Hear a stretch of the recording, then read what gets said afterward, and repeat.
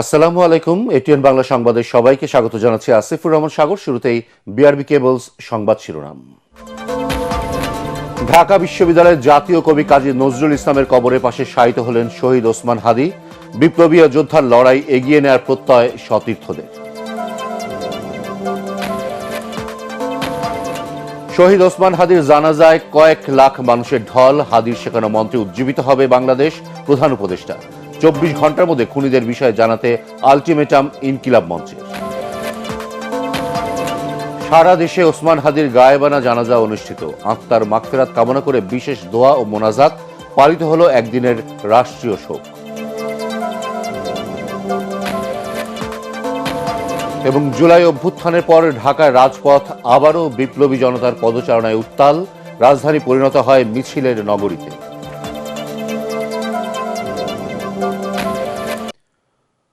শুনছিলেন BRB cables সংবাদ শিরোনাম, এবার বিস্তারিত। লাখো মানুষের ভালোবাসা, চোখের জল আর ইনসাফের বাংলাদেশ প্রতিষ্ঠার বিপ্লবের চেতনা ছড়িয়ে চিরবিদায় নিলেন জুলাই গণ অভ্যুত্থানের অন্যতম যোদ্ধা শহীদ শরীফ ওসমান হাদী। ঢাকা বিশ্ববিদ্যালয়ের কেন্দ্রীয় মসজিদের পাশে জাতীয় কবি কাজী নজরুল ইসলামের সমাধি প্রাঙ্গণে দাফন করা হয় বিপ্লবী ওসমান হাদীকে। রাজনৈতিক সহকর্মী, বিশ্ববিদ্যালয়ের প্রতিনিধি, পরিবারের সদস্যরা পরম মমতায় কবরে শায়িত করেন হাদীকে। পরে মোনাজাতে অংশ নেন লাখো মানুষ। মুশফিকুর রহমানকে সাথে নিয়ে রিপোর্ট করছেন মইনুল আহসান। قالوا أتتخذنا هزوا قال أعوذ بالله أن أكون من الجاهلين। লাখো মানুষের শোক মিছিল বিপ্লবী ওসমান হাদীর মরদেহ নিয়ে আসে ঢাকা বিশ্ববিদ্যালয় এলাকায়।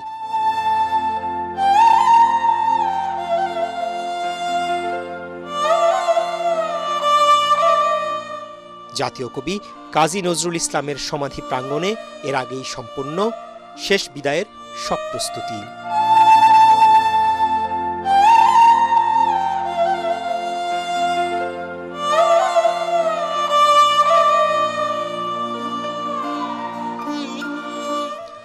বন্ধু, স্বজন, সহকর্মীরা পরম মমতায় কবরে শায়িত করেন শহীদ ওসমান হাদীকে।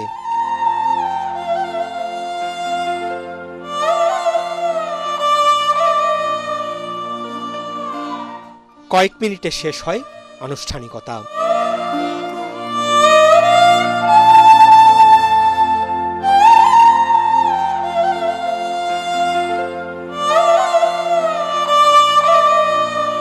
লাখো মানুষ পরম করুণাময় আল্লাহর দরবারে হাত তোলেন হাদীর রুহের মাগফিরাত কামনায়।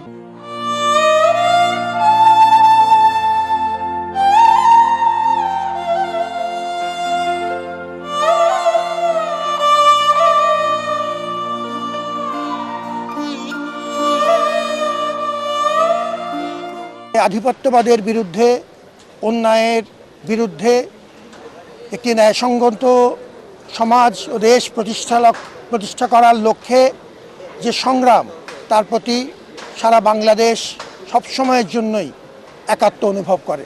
ওসমান হাদীর মতো বিপ্লবীকে রাষ্ট্র নিরাপত্তা দিতে না পারায় সহযোদ্ধাদের কণ্ঠে ঝরে পড়ে ক্ষোভ। ওসমান হাদী ভাই তিনি অসংখ্যবার তার জীবনের ঝুঁকির বিষয়ে তিনি ফেসবুকে লিখেছেন, গণমাধ্যমে বক্তব্য দিয়েছেন, কিন্তু এই সরকার কোনোভাবেই তার সেই বক্তব্যকে গুরুত্ব দেয়নি। কবিতার মাধ্যমে, প্রতিবাদের মধ্য দিয়ে ওসমান হাদী ভাই নতুন বাংলাদেশে তিনি স্বপ্ন বিনির্মাণ করতে সমর্থ হয়েছিলেন। তিনি গণতন্ত্রের বাংলাদেশ চেয়েছিলেন, ইনসাফের বাংলাদেশ চেয়েছিলেন, তিনি আধিপত্যবাদ মুক্ত এক বাংলাদেশ চেয়েছিলেন, যে বাংলাদেশ স্বনির্ভরভাবে বিশ্বের বুকে মাথা উঁচু করে দাঁড়াতে পারে।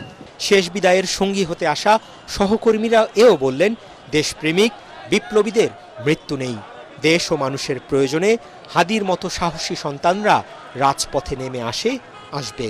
হাদী ভাই যে স্বপ্ন দেখেছেন, তিনি যে বাংলাদেশের রাজনীতি, নতুন সংস্কৃতি আমাদের কাছে দেখিয়েছেন, আমরা বিশ্বাস করি ওনার এই স্বপ্নগুলোর প্রত্যেকটি যুবক এই প্রজন্ম ধারণ করেছে এবং তারা মনে করেছে হাদী ভাইকে হত্যা করার মধ্য দিয়ে হাদী ভাইয়ের আদর্শকে ধ্বংস করে দিবে, কিন্তু তারা এটা সবচেয়ে ভুল করেছে। এবং আজকে একজন হাদী ভাইয়ের যে হত্যাকাণ্ড শহীদ করে দেওয়া হয়েছে, আজকে বাংলাদেশের লক্ষ লক্ষ যুবক আপনারা দেখছেন যে পুরো হাদী ভাইকে ওন করতেছে। হাদী ভাই একজন ব্যক্তি না, তিনি একটি চরিত্র, তিনি একটি স্বপ্ন এবং তিনি একটি জাগরণ।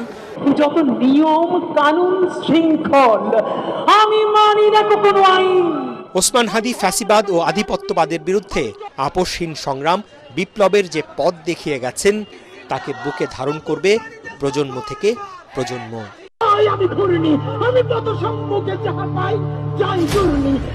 বিদায় বাংলা মায়ের 20 সন্তান। মইনুল আহসান, এটিএন বাংলা, ঢাকা।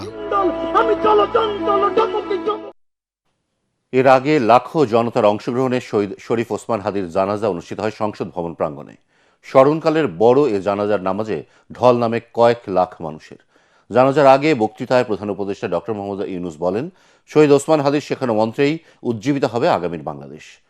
ভাই হত্যার বিচার চান হাদির বড় ভাই মাওলানা আবু বক্কর সিদ্দিক। খুনিদের বিষয়ে জানাতে সরকারকে 24 ঘন্টার আলটিমেটামও দেয় ইনকিলাব মঞ্চ।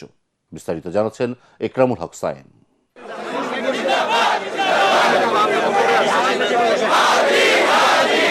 লাখো মানুষের স্রোত, স্লোগানে মুখর জনতা। আমার ভাই কবরে, খুনি কেন বাহিরে, আমরা সবাই হাদি হব। চোখে মুখে বিপ্লবাদ্রোহের ছাপ, হৃদয়ে ভাই হারানোর হাহাকার, কণ্ঠে আগ্রাসন আর আধিপত্যের বিরুদ্ধে দাঁড়াবার দৃঢ় প্রত্যয়। জুলাই 20 শরীফ ওসমান হাদির বিদায়ক্ষণে সামিল হয়ে ইতিহাসের সাক্ষী হন নানা শ্রেণী পেশা, দল মত কিংবা বয়সের মানুষ। একজন বীরের নামাজের জানাজায় এত মানুষের স্রোত কখনো দেখেনি দেশের মানুষ। আওয়ামী লীগের বিরুদ্ধে জুলাই পরবর্তী সবচাইতে তীব্র কণ্ঠস্বর। জাতীয় সংসদের দক্ষিণ প্লাজায় জানাজার মূল আয়োজন হলেও মানিক মিয়া অ্যাভিনিউর বিশাল রাজপথ ছাপিয়ে ফার্মগেট, আসাদ গেট, বিজয় সরণি সহ চারপাশের সব সড়কে নামে জনস্রোত। বিপ্লবী হাদির জানাজায় অংশ নেন দলমত নির্বিশেষে সবাই। জানাজার আগে সমবেত জনতার উদ্দেশ্যে প্রধান উপদেষ্টা ডক্টর মোহাম্মদ ইউনূস বলেন, বিদায় নয়, বাংলাদেশিদের বুকেই মিশে থাকবে স্বাধীনতা ও সার্বভৌমত্বের প্রতীক ওসমান হাদি। তুমি আমাদের বুকের ভেতরে আছো এবং চিরদিন বাংলাদেশ যতদিন আছে তুমি সকল বাংলাদেশির বুকের মধ্যে থাকবে। তোমার কাছে আমরা ওয়াদা করতে এসেছি, তুমি যা বলে গেছো সেটা যেন আমরা পূরণ করতে পারি, সেই ওয়াদা করার জন্য আমরা একত্র হয়েছি। সেই ওয়াদা শুধু আমরা নয়, পুরুষানুক্রমে বাংলাদেশের সব মানুষ পূরণ করবে। এ সময় আবেগ ঘন বক্তব্য রাখেন হাদির বড় ভাই ডক্টর মাওলানা আবু বকর সিদ্দিক। ভাইয়ের হত্যার বিচার চান তিনি। আমার 6 ভাই বোনের মধ্যে সবচেয়ে ছোট ছিল শরীফ ওসমান হাদি। আজকের তার লাশ আমার কাঁধে বহন করতে হচ্ছে। আজকের আপনাদের কাছে আমার কোনো দাবি নেই, শুধু একটি দাবি।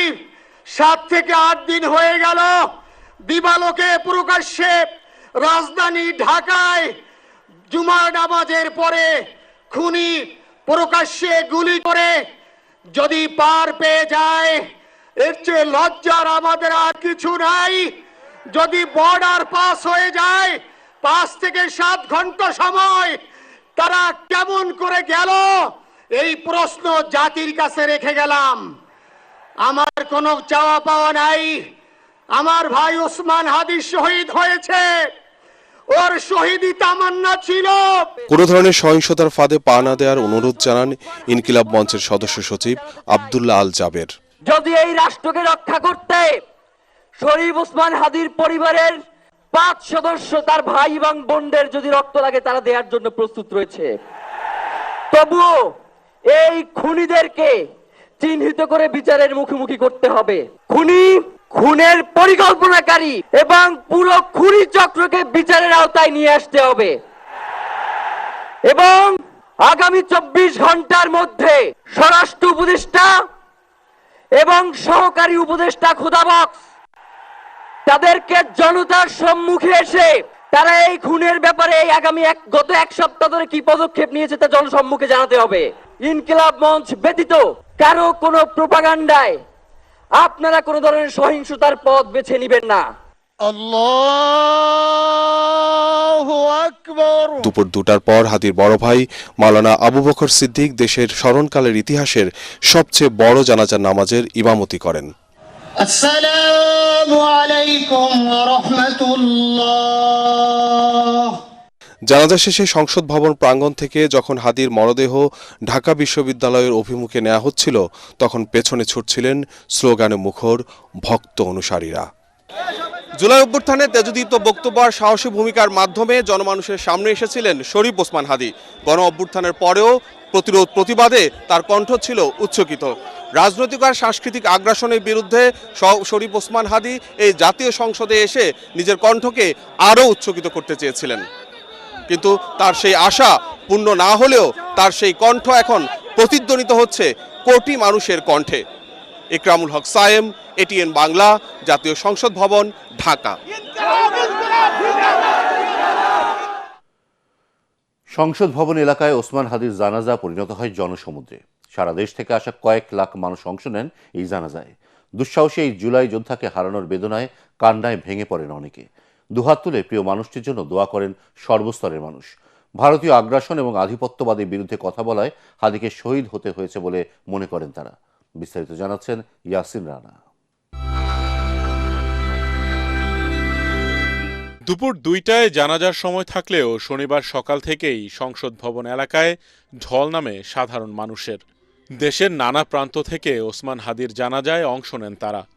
নির্ধারিত সময়ের অনেক আগেই কানায় কানায় পূর্ণ হয়ে ওঠে সংসদ ভবনের দক্ষিণ প্লাজার মাঠ, মানিক মিয়া অ্যাভিনিউ সহ আশপাশের এলাকা। আমরা সবাই হাদি হব, যুগে যুগে লড়ে যাব, হাদি ভাইয়ের রক্ত বৃথা যেতে দেব না। তুমি কে, আমি কে, হাদি হাদি, এক হাদি লোকান্তরে, লক্ষ হাদি ঘরে ঘরে। বিপ্লবী এমন নানা স্লোগান সহ আল্লাহু আকবার ধ্বনিতে প্রকম্পিত হয় পুরো এলাকা। জানাজাকে কেন্দ্র করে নজিরবিহীন নিরাপত্তা বলয় তৈরি করে আইন শৃঙ্খলা বাহিনী।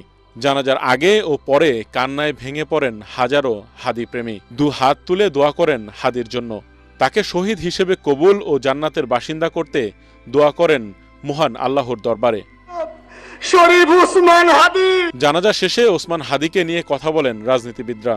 হত্যাকারীদের ব্যাপারে রাষ্ট্রকে সর্বোচ্চ এফোর্ট নিতে হবে।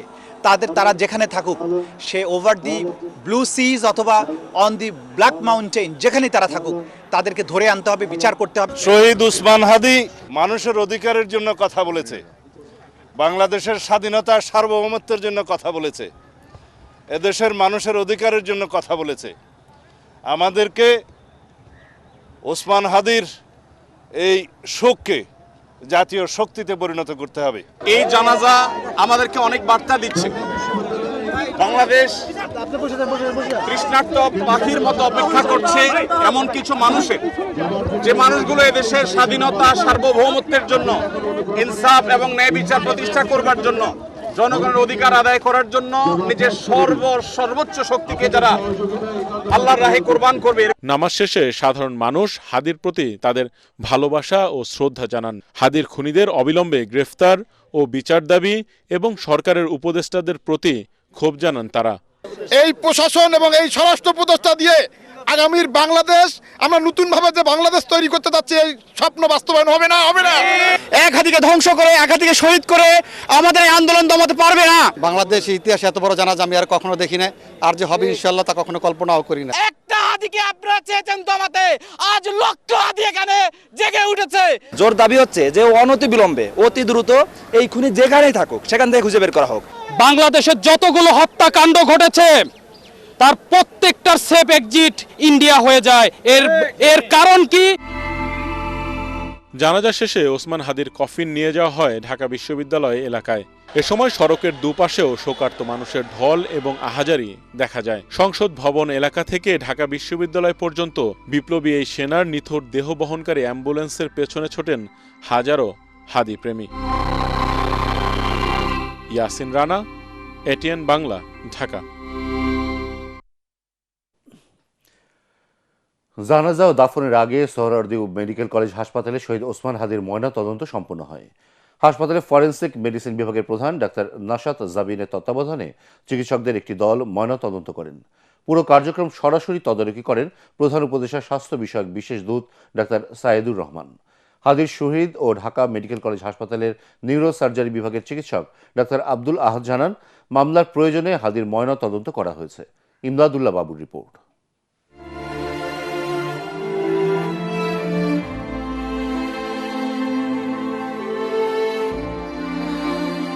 জাতীয় হৃদরোগ ইনস্টিটিউট হাসপাতালের হিমঘর থেকে শনিবার সকালে সোহরাওয়ার্দী মেডিকেল কলেজ হাসপাতালে আনা হয় শহীদ শরীফ ওসমান হাদির মরদেহ।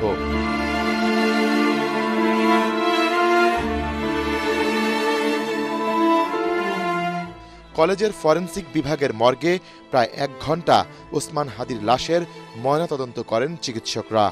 এ সময় সংগ্রহ করা হয় প্রয়োজনীয় আলামত। সেখান থেকে আবারও হৃদরোগ ইনস্টিটিউট হাসপাতালের মর্গে আনা হয় হাদিকে। এখানে আল মার্কাজুল ইসলামের একটি বিশেষ টিম ওসমান হাদিকে গোসল করান। সব প্রস্তুতি শেষে হাদির মরদেহ ফ্রিজিং অ্যাম্বুলেন্সে করে নেওয়া হয় মানিক মিয়া অ্যাভিনিউয়ে জানাজার জন্য। জানাজায় অংশ নিতে দেশের নানা প্রান্ত থেকে হাসপাতাল সহ আশপাশের এলাকায় ভিড় করেন হাদির সুরিদ, ভক্ত এবং অনুরাগীরা। মানুষের পৃথিবীতে আসা যায়, মৃত্যুর পরে কিছু মানুষের হৃদয়ে থাকি যায়, তেমনি একজন হাদি ভাই। যে তার এই খুনের যাতে বিচার হয়, সঠিক তদন্তের মাধ্যমে আমরা এই সুষ্ঠু বিচার চাই। হাদির চিকিৎসক ও ঢাকা মেডিকেল কলেজ হাসপাতালের নিউরো সার্জারি বিভাগের ডাক্তার আব্দুল আহাদ জানান, আইনি নির্দেশনা অনুযায়ী তার মরদেহের ময়নাতদন্ত করা হয়েছে।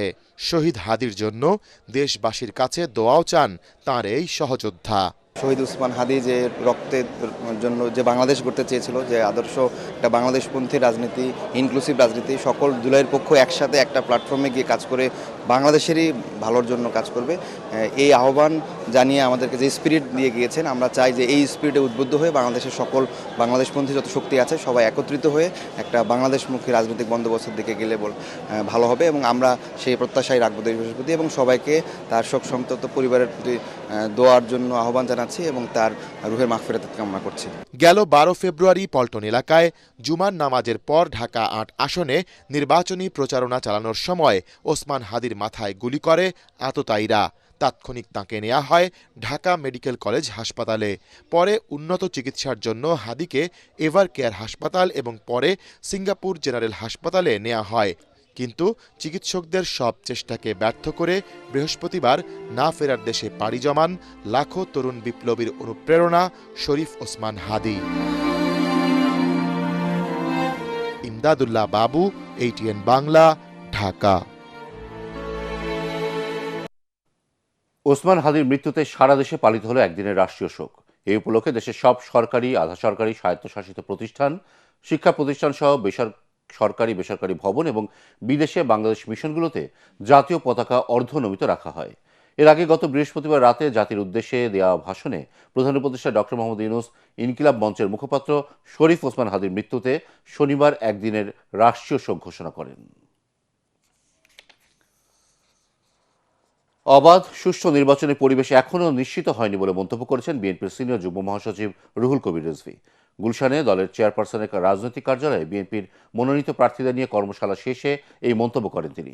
আগামী নির্বাচনে পথ যেন মসৃণ হয় সেজন্য রাজনৈতিক দলগুলোর দায়িত্বশীল ভূমিকা পালন করার আহ্বান জানান তিনি।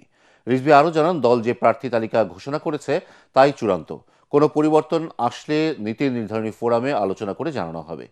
আর ঢাকা মহানগর উত্তর বিএনপির আহ্বায়ক আমিনুল হক জানান, তারেক রহমানকে অভ্যর্থনা জানাতে প্রস্তুত রয়েছে দলের নেতাকর্মীরা। মানুষ তার ভোটাধিকার সঠিকভাবে প্রয়োগ করতে পারে, এর জন্যই ছিল সংগ্রাম। তো সেই বিষয়গুলো এখনো অধরাই থেকে গেছে।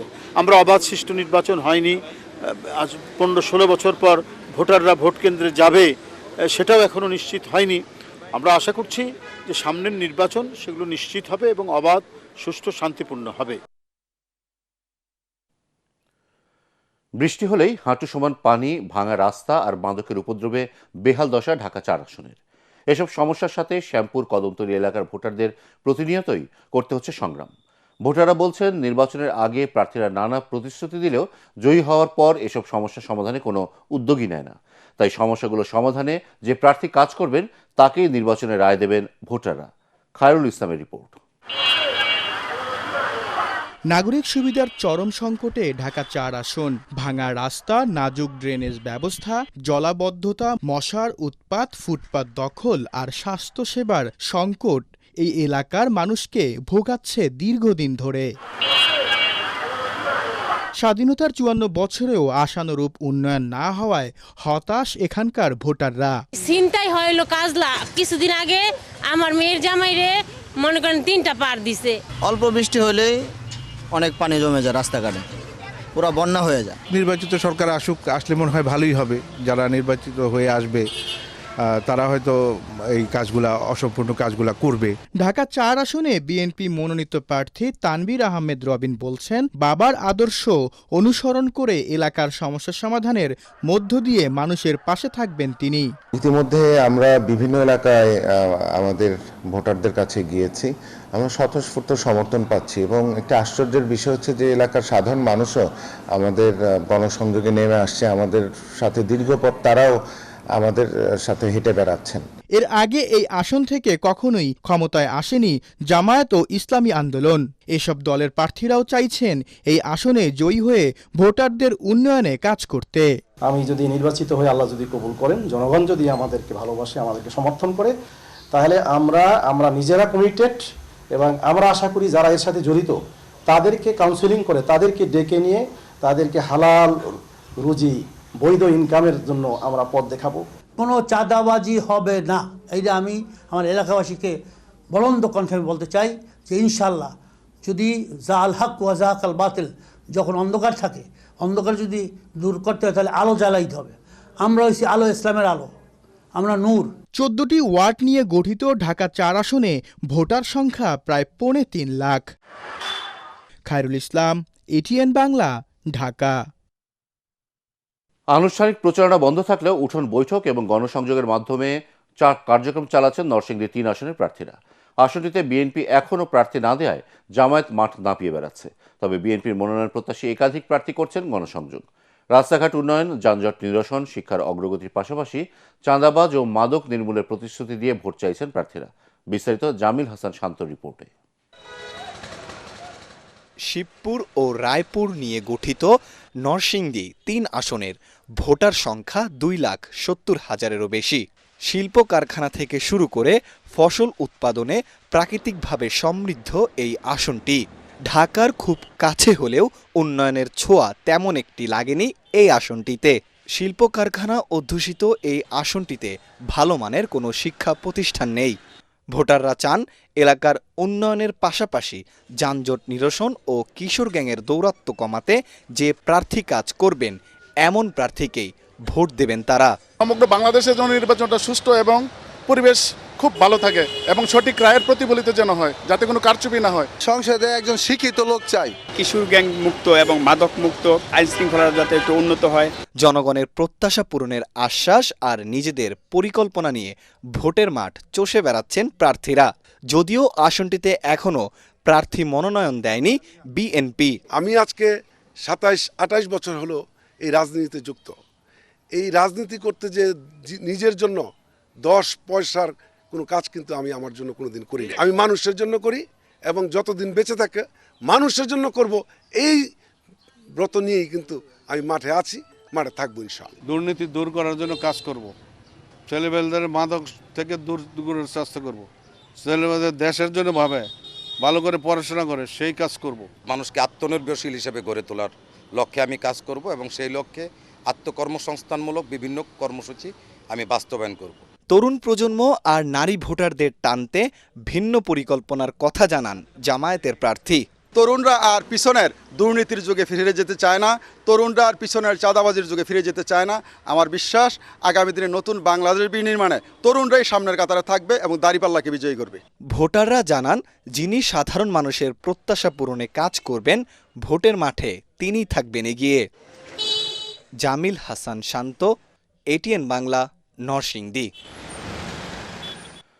হ্যাক করা হয়েছে দেশের প্রথম বেসরকারি স্যাটেলাইট টিভি চ্যানেল এটিএন বাংলার ওয়েব পোর্টাল। অসৎ উদ্দেশ্যে পোর্টালটি হ্যাক করা হয়েছে। এ বিষয়ে কাউকে বিভ্রান্ত না হবার অনুরোধ জানিয়েছে এটিএন বাংলা কর্তৃপক্ষ।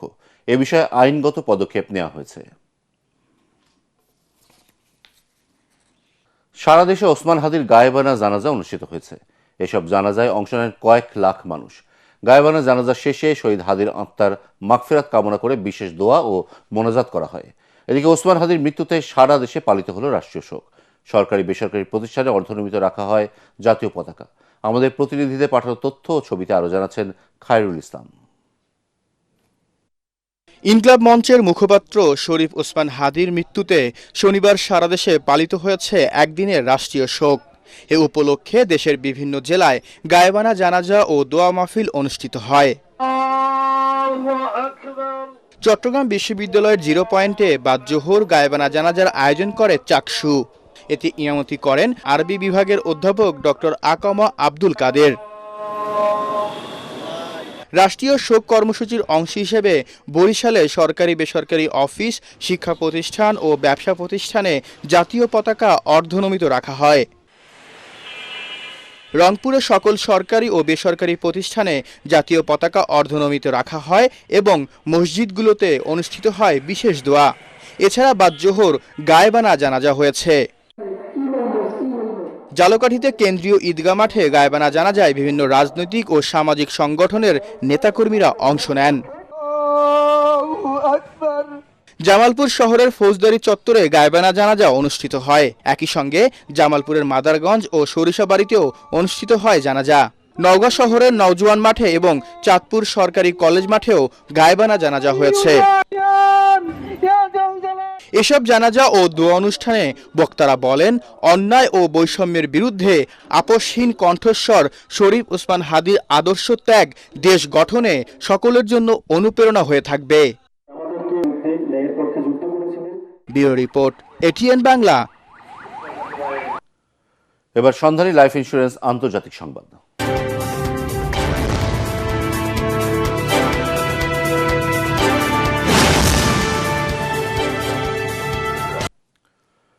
পাকিস্তানের আলোচিত তোষাখানা 2 দুর্নীতি মামলায় সাবেক প্রধানমন্ত্রী ইমরান খান ও তার স্ত্রী বুশরা বিবিকে 17 বছর করে কারাদণ্ড দিয়েছেন রাওয়ালপিন্ডির একটি বিশেষ আদালত। শনিবার আদিয়ালা কারাগারে স্থাপিত আদালতে 80 দফা শুনানি শেষে এই রায় ঘোষণা করা হয়। একই সঙ্গে দুজনকে 1,64,00,000 রুপি করে জরিমানা করা হয়েছে, যা পরিশোধে ব্যর্থ হলে তাদের কারাদণ্ডের মেয়াদ আরও বাড়বে। রাষ্ট্রীয় উপহার আত্মসাৎ ও জালিয়াতির অভিযোগে গত বছরের ডিসেম্বরে পাকিস্তানের দুর্নীতি বিরোধী সংস্থা NAB মামলাটি দায়ের করে। রায়ের বিরুদ্ধে উচ্চ আদালতে আপিল করার কথা জানিয়েছেন ইমরান খান ও বুশরা বিবির আইনজীবীরা। এবারে জানিয়ে দেব খেলার খবর।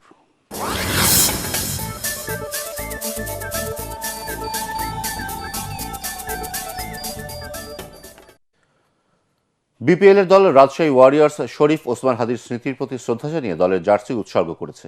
এমনকি আনুষ্ঠানিকভাবে কোনো জার্সি উন্মোচন করা হবে না বলে জানান দলের কোচ হান্নান সরকার। সন্ত্রাসীদের গুলিতে নিহত ইনকিলাব মঞ্চের মুখপাত্র শরীফ ওসমান হাদির আত্মত্যাগ ও অবদানকে সম্মান জানাতেই এই বিশেষ উদ্যোগ।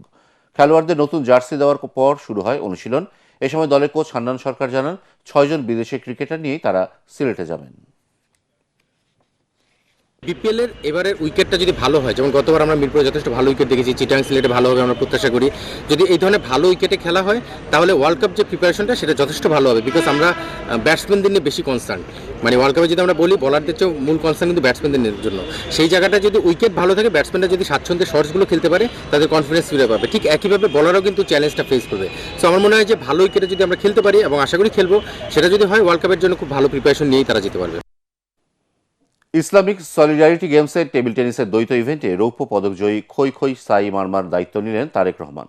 বিএনপির ভারপ্রাপ্ত চেয়ারম্যানের নির্দেশে নিজ বাসায় দলটির ক্রীড়া সম্পাদক আমিনুল হক নগদ অর্থ তুলে দেন এই পদকজয়ীর হাতে। এ সময় আমিনুল হক বলেন, যতদিন খই খই প্রতিষ্ঠিত হতে না পারবে ততদিন তার প্রতি সহযোগিতা অব্যাহত থাকবে। ক্ষুদ্র নৃগোষ্ঠী থেকে উঠে আসা এই খেলোয়াড়কে নগদ 1.5 লাখ টাকা দেওয়া হয়। সেই সঙ্গে লেখাপড়া চালিয়ে নেওয়ার খরচ বাবদ প্রতি মাসে 10,000 টাকা করে বৃত্তি প্রদানের আশ্বাস দেন বিএনপির কেন্দ্রীয় কমিটির ক্রীড়া সম্পাদক আমিনুল হক। শেষ করার আগে বিআরবি কেবলস সংবাদ শিরোনাম আরও একবার। ঢাকা বিশ্ববিদ্যালয়ের জাতীয় কবি কাজী নজরুল ইসলামের কবরের পাশে শায়িত হলেন ওসমান হাদি। বিপ্লবী যোদ্ধার লড়াই এগিয়ে নেওয়ার প্রত্যয় সতীর্থদের। শহীদ ওসমান হাদির জানাজায় কয়েক লাখ মানুষের ঢল। হাদির শেখানো মন্ত্রে উজ্জীবিত হবে বাংলাদেশ। প্রধান উপদেষ্টা 24 ঘন্টার মধ্যে খুনিদের বিষয়ে জানাতে আলটিমেটাম ইনকিলাব মঞ্চে। সারা দেশে ওসমান হাদির গায়েবানা জানাজা অনুষ্ঠিত। আত্মার মাগফিরাত কামনা করে বিশেষ দোয়া ও মোনাজাত পালিত হলো একদিনের রাষ্ট্রীয় শোক।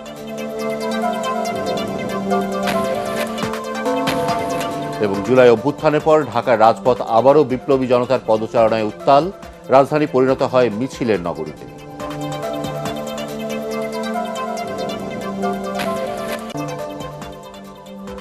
পরবর্তী সংবাদ দেখার আমন্ত্রণ জানিয়ে এখনকার মতো শেষ করছি। ATN বাংলা সংবাদ ইউটিউবে দেখতে ব্রাউজ করুন youtube/ATN Bangla News।